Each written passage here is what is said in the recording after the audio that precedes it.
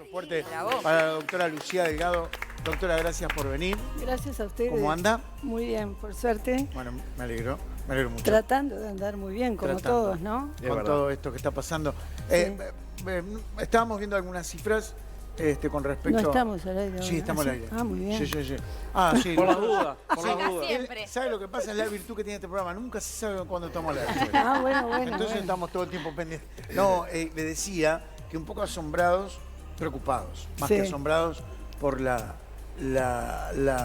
números, ¿no?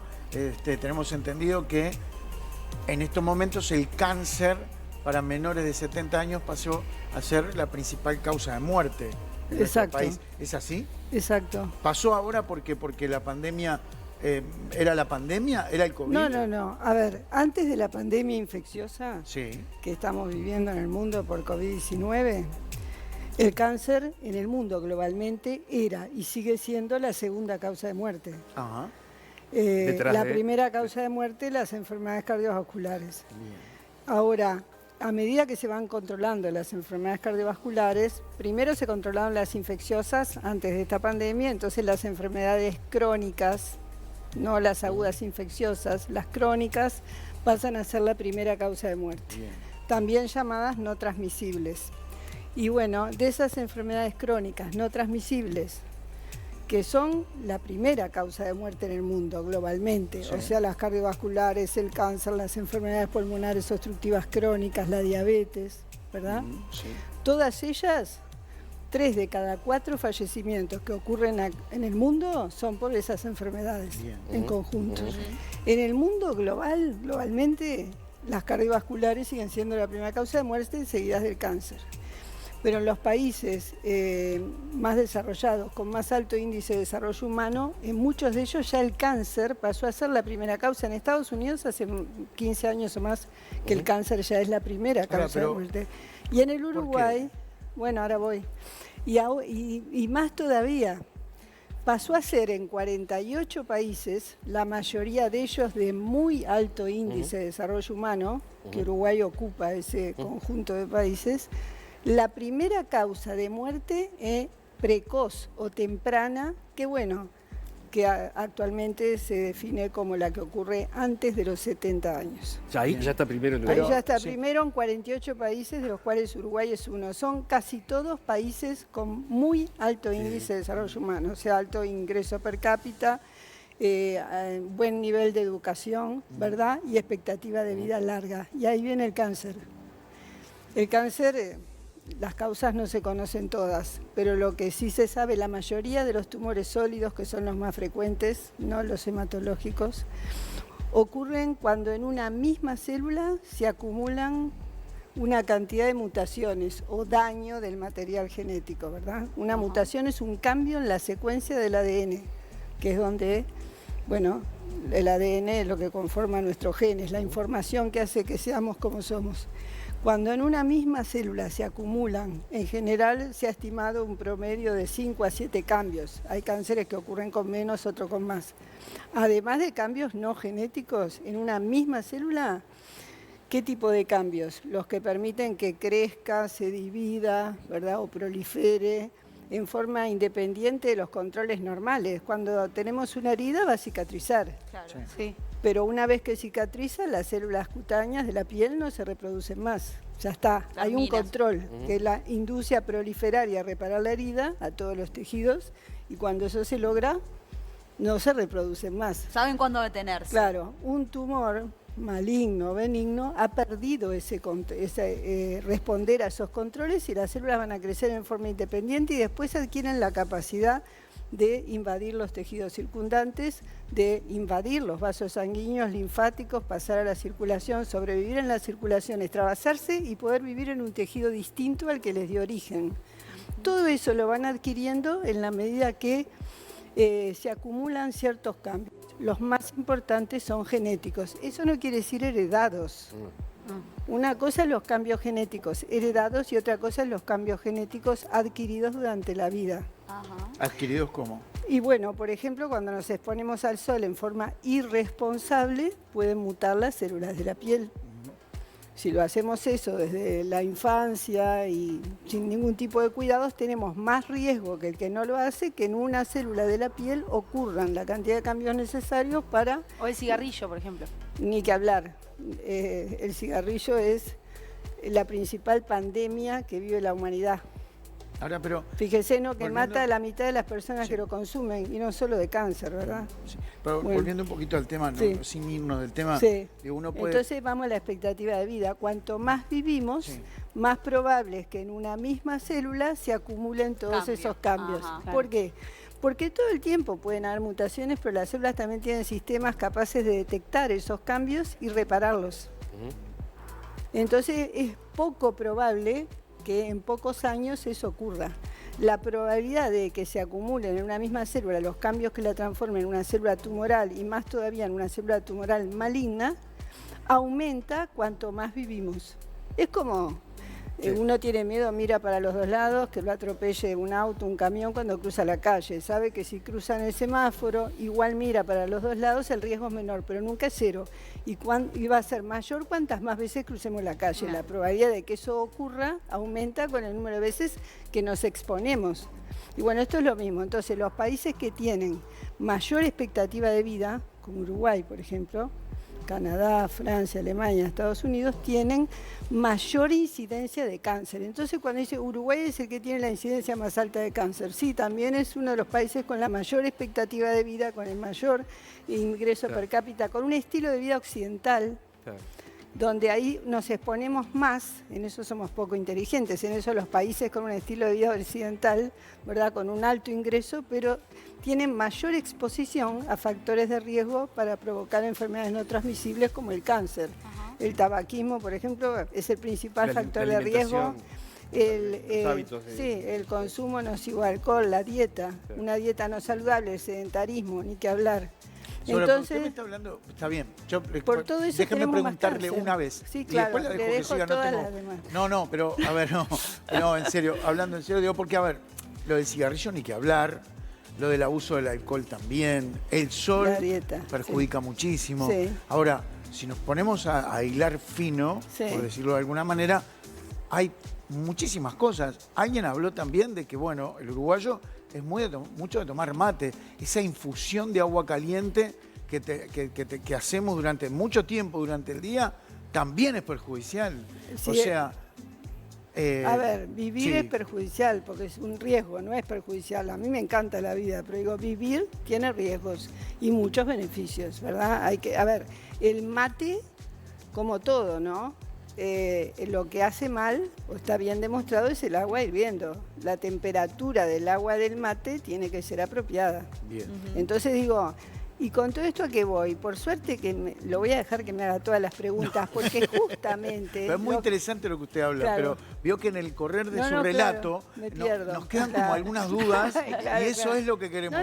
Pero no se preocupe, tengo hasta usted 7:30, 8 se puede quedar. Doctora, no, pero quiero volver a lo anterior, vio, para no perdernos. Sí, claro.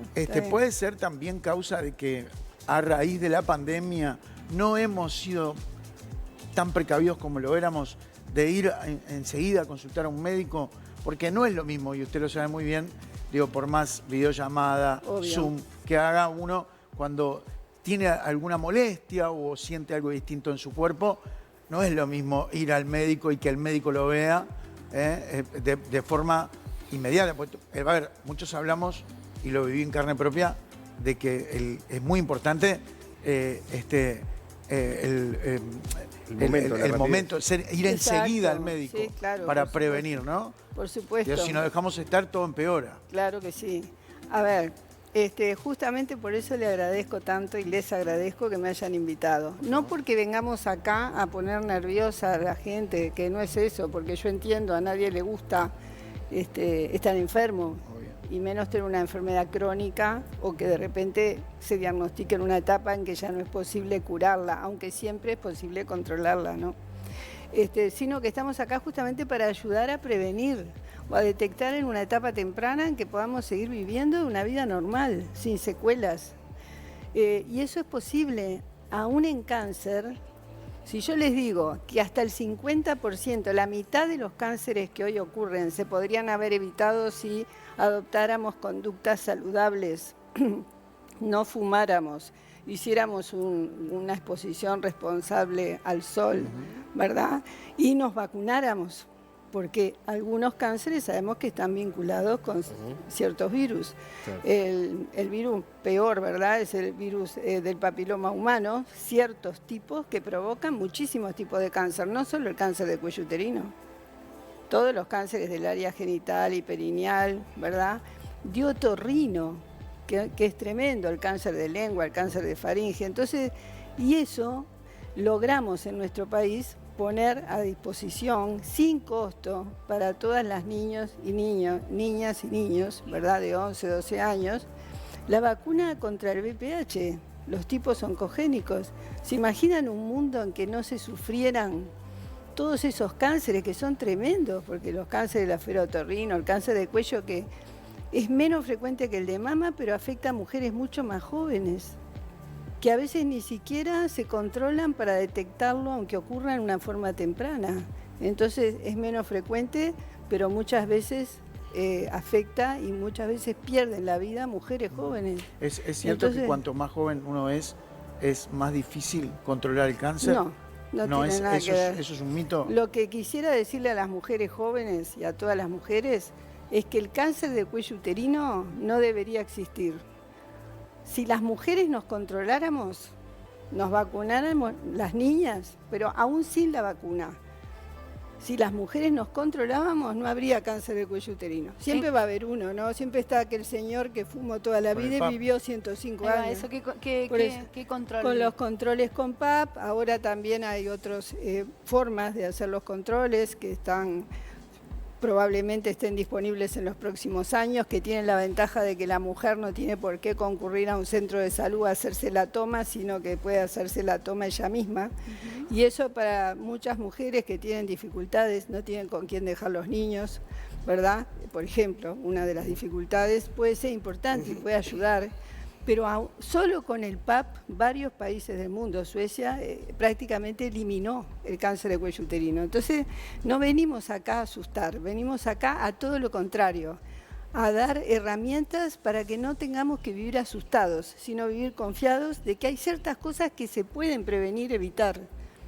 Y otras que de repente, bueno, está como, ¿no? Puede aparecer, aunque yo me vacune, haga todo, claro. Igual siempre va a bajar la incidencia de la enfermedad, pero siempre algún caso va a haber. Es la típica excusa del que no quiere dejar de fumar, sí, ¿no? Que dice, yo conozco a fulano que exacto. No fumó nunca y se sí, enfermó. Existe.